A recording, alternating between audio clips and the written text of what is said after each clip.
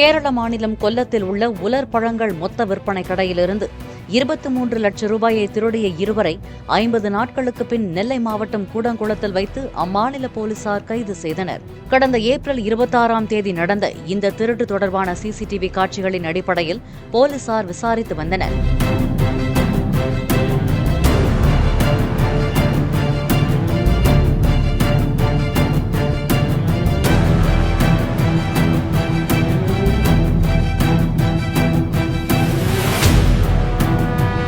கைதான இருவரில் ஐஸ்கிரீம் கடை நடத்தி வந்த சஜில் என்பவர் திருட்டு நடைபெற்ற அந்த கடையில் ஐஸ்கிரீம்களுக்கான உலர் பழங்களை வாங்கி வந்துள்ளார்.